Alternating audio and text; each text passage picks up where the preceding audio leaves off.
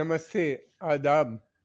आज के इस प्रोग्राम में हम बात करेंगे जो कल अ, अरब लीग की एक एक्स्ट्राऑर्डिनरी इमरजेंसी समिट हुई जिसमें सारे अरब लीडरों ने मिलके जो इजिप्ट का रीडेवलपमेंट प्रपोजल था गाज़ा को लेके उसके ऊपर बातचीत की और उसको अप्रूव कर दिया एक सहमति के साथ। प्लान के बारे में हम लोग पहले भी बात कर चुके हैं कई बार और इस प्लान में बहुत सी चीज़ें हैं।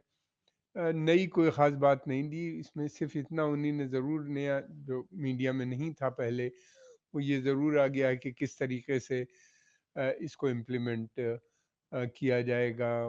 पहले फ़ेज़ में जो हमने पहले भी बताया था कि वो कहते हैं कि जो वहाँ पे मलबा पड़ा है उसको हटाया जाएगा, जो अनएक्सप्लोडेड बॉम्ब्स हैं उनको डिफ्यूज़ किया जाएगा और फिर उसके अलावा ये भी है कि नई जो है टेम्परेरी शेल्टर्स बनाए जाएंगे जहाँ पे लोग रह सकें, बड़ी लाखों की तादाद में लोग रह सकें। मोबाइल हॉस्पिटल और मोबाइल स्कूल्स वगैरह खोले जाएंगे। इस तरह की बातें जो हम लोग काफ़ी समय से बात कर रहे हैं।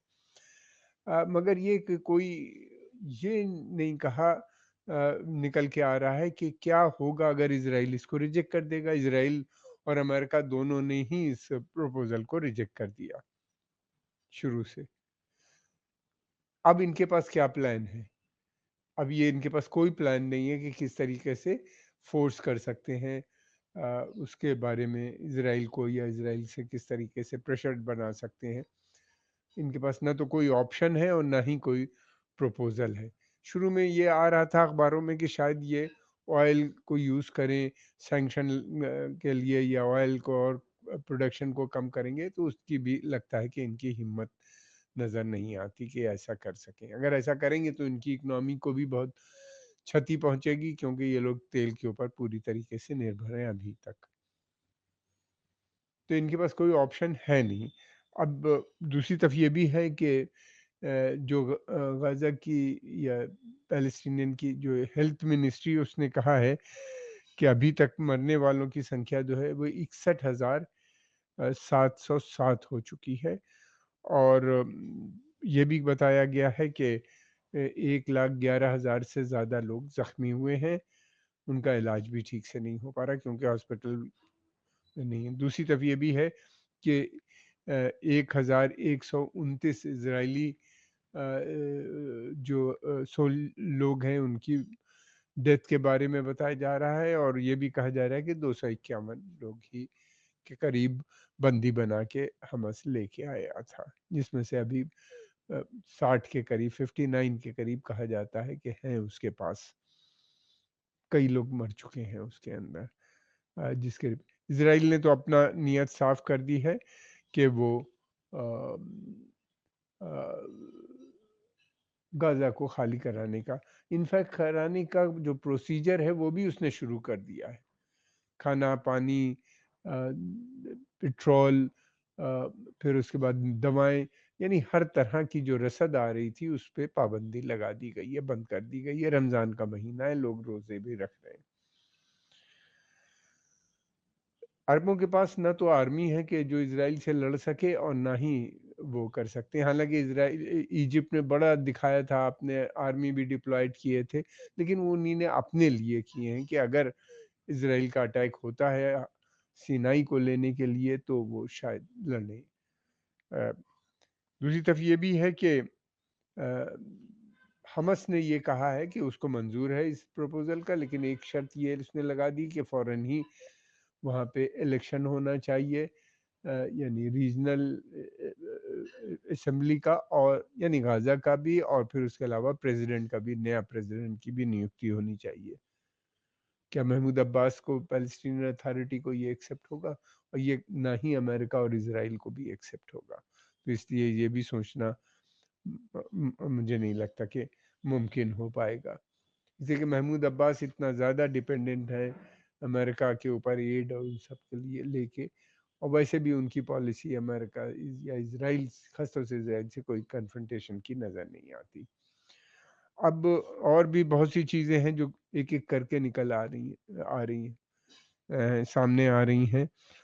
एक तरफ तो ये भी है कि अ, इज़राइल इतना ज़्यादा शक्तिशाली देश है, उसके पास उसको पूरी सपोर्ट अमेरिका इज़राइल की है, इसलिए युद्ध अगर लड़ेंगे भी तो ये लोग जीत नहीं सकते। दूसरी बात ये भी है कि एकदम से ये लोग अमेरिका के खिलाफ भी नहीं हो सकते। एक चीज़ और भी है, शुरू से बहुत से अरब देशों का, खासतौर से यूएई का भी मानना ये है कि हमास जो है उसके लिए एक्सिस्टेंशियल थ्रेट उसको नज़र आता है। तो अब बताइए, इन लोगों ने कोऑपरेट भी किया था इजराइल के साथ हमास को कमज़ोर करने के लिए। अब उसके कई कारण हैं। एक तो सबसे बड़ी बात ये है कि ये जॉर्डन, इजिप्ट, सीरिया और लेबनान, ये चारों देश जो हैं ये कभी भी नहीं जीत सकते इसराइल से।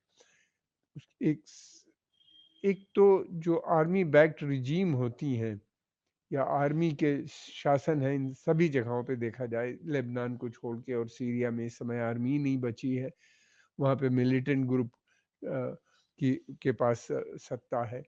जबहतुल नुसरा और जो कि हयात अल तहरीर अल शाम के पास आ गई है, जो बन गया है नया गठबंधन। ये इसमें दो ही मेन कंट्रीज हैं, इजिप्ट एंड जॉर्डन, जो पूरी तरह से सेना, जहाँ पे सेना का ही मेन तरह से देखा जाए। हालांकि इजिप्ट में एक वहाँ के जो रूलर हैं, किंग अब्दुल्ला, लेकिन बेसिकली उनका शासन जो डिपेंडेंट है वहाँ पे सेना के ऊपर है। तो सेना जो होती है, या जो रूलर होता है, किंग होता है, वो नेशनल इंटरेस्ट में काम नहीं करता, बल्कि वो अपने हित में काम करता है। तो सेना अपने हित में काम करती है, उसका एजेंडा डेवलपमेंट नहीं होता, बल्कि ये होता है कि किस तरीके से वो सत्ता में बनी रहे। पहले तो उसने लड़ाई लड़ी, इजिप्ट ने, जॉर्डन ने और सीरिया ने इजराइल से, ये सोचा था कि उनको डिफीट कर हरा देंगे, मगर जब खुद स्वयं हार गए तो इन लोगों ने एक एक करके, इजिप्ट और जॉर्डन ने पीस कर ली, इजराइल के साथ दोस्ती कर ली, ताकि खुद सत्ता में बने रहे। मदद भी, डिपेंडेंट भी है, अमेरिका इजराइल की मदद भी इनको लगातार हासिल है। दूसरे ये है कि और भी बहुत से कारण हैं। एक तो ये भी कारण है कि एक जूइश स्टेट जो है, वो उसके पास एक प्लान है। जब से उसने इजराइल ने कब्जा किया है इन टेरिटरीज के ऊपर, ऑक्युपाइड किया, ये जो है इजिप्ट और जॉर्डन और सीरिया से, या लेबनान की अब जो एरिया है, तो उसका एक प्लान था कि उसे ग्रेटर इजराइल बनाना है, किसी भी सूरत से फिलिस्तीनियों को निकालना है। वो धीरे धीरे पहले यहूदी बस्तियां बनाई और उनको बढ़ते चले गए, और अब ये है कि इन लोगों को बाहर करने का प्लान है। तो वो एक प्लान के तहत काम कर रहे थे, और उनको अमेरिका और यूरोप की पूरी सपोर्ट थी, फंडिंग भी मिल रही थी, सब कुछ भी था। अमेरिका, दूसरी तरफ ये था कि इजिप्ट, जॉर्डन और लगभग 95% जो अरब रिजीम्स हैं, ये स्वयं डिपेंडेंट हैं अमेरिका के ऊपर, और जो रिजीम्स अपोज कर रही थी उनको अमेरिका इसराइल ने मिलके एक एक करके उनको ध्वस्त कर दिया। चाहे इराक हो या सीरिया हो या लीबिया हो, सूडान, आपस में लड़ रहे हैं। ये बड़ी कंट्रीज थी, इनकी शक्तिशाली सेनाएं थी। और फिर उसके बाद सोमालिया और तमाम लंबी लिस्ट बची। एंड अब दो अरब स्टेट्स में तो कोई से उम्मीद करना कि वो इसराइल से या फिलिस्तीन का गठन कराने में किसी भी आने वाले दसियों साल में सक्षम होंगे, ये एक बड़ी भूल होगी। कंबाइंड अरब, जितने भी अरब देश हैं उन सब से मिलके ये भी वो नहीं करा सकते।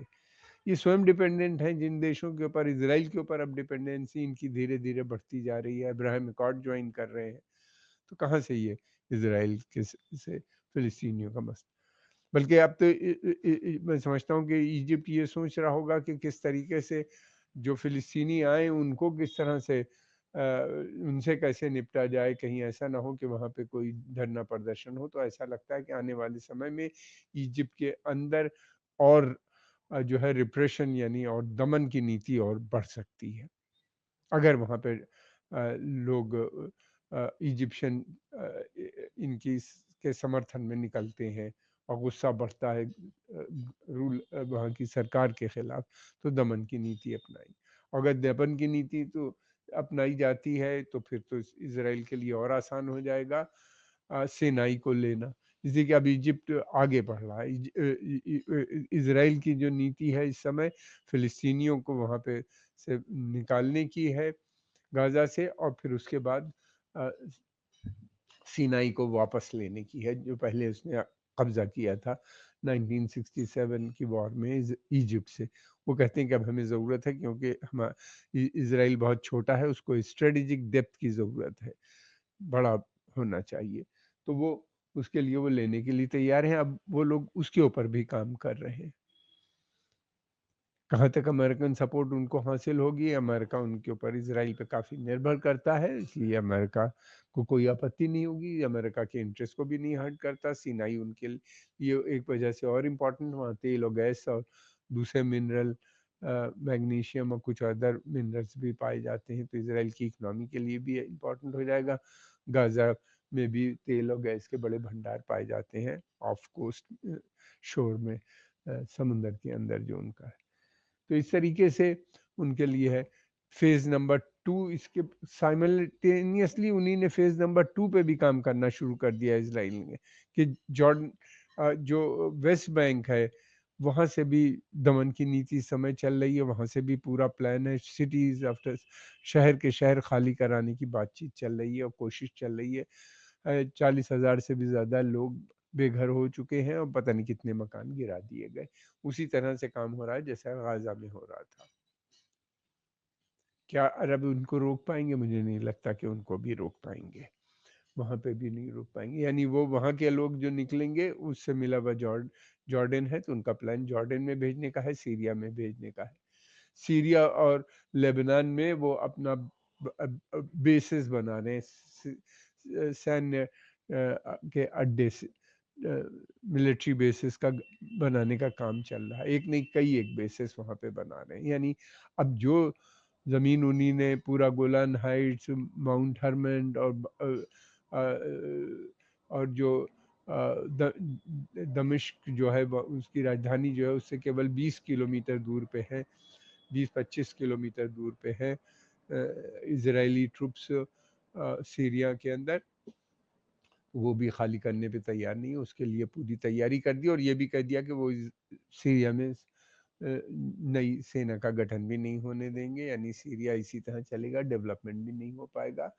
आपस में सीरिया में भी लगता है कि जल्दी ही लड़ाइयाँ शुरू हो जाएं, बहुत से मिलिटेंट ग्रुप हैं, ये आपस में लड़ भी सकते हैं। और इसराइल ने कहा, कह भी दिया है, हालांकि इनको पहले सपोर्ट करता था जब वो बशर असद से लड़ रहे थे, अ, अ, ये अहमद शाह अल शारा जो है इस समय, जो कि वहाँ के प्रेसिडेंट बन गए, उन्हीं ने कहा कि कपड़े बदल लेने से प्रोग्रेसिव और लिबरल नहीं हो पाता। इसराइल का कहना ये है, और उनका कहना ये है कि ये आतंकवादी हैं, इनको अमेरिका ने भी डिक्लेयर कर रखा था, ये अलकायदा से जुड़े रहे हैं बहुत लंबे समय तक, एक वक्त तक सपोर्ट किया, अब उनको भी, यानी सीरिया का भी नहीं होगा, लेबनान में भी वो कह रहे हैं, उनके जो फार राइट ग्रुप्स हैं कि लेबनान भी, जो बिब्लिकल एम्पायर बनी थी किसी समय में कई हजार साल पहले, उसका हिस्सा रहा है, तो लेबनान की क्या हशर होगा वो आने वाला समय बताएगा। हालात लगातार बिगड़ रहे हैं, अगर ऐसा होगा तो मैं समझता हूँ कि बहुत से देशों में अराजकता फैलने का डर भी हो सकता है, फैलने का डर भी हो सकता है। अब ये भी देखना है कि आने वाले समय में अरब किस तरह से बिहेव करते हैं, इसलिए कि इसराइल अपने प्लान में लगातार आगे बढ़ रहा है। कब तक फिलिस्तीनी लड़ेंगे, किस तरीके से लड़ेंगे, 50,000 ट्रूप्स हमने कल भी बताया उनके गाजा के अंदर जल्दी आ जाएंगे। मेरा ख्याल है ये अरब समिट की वजह से रुके हुए थे, अब धीरे धीरे उनको दोबारा से आने लगेंगे, इसलिए कि वो साफ कह रहे हैं कि पूरे हमें होस्टेजेस दो। अब वो कह रहे हैं कि आधे पहले दो, एक अमेरिकन प्लान है, और किस तरीके, मतलब ये कि होस्टेजेस दो, कोई निगोशिएशन नहीं होगी, और जो है गाजा को खाली करो, ये ऑब्जेक्टिव है इसी पे इसराइल का। हम आपके आभारी हैं, आपने समय निकाल के देखा। अगर आपको पसंद आए तो इसको लाइक कीजिए, सब्सक्राइब कीजिए और आगे प्रमोट भी कीजिए। आपका बहुत बहुत धन्यवाद।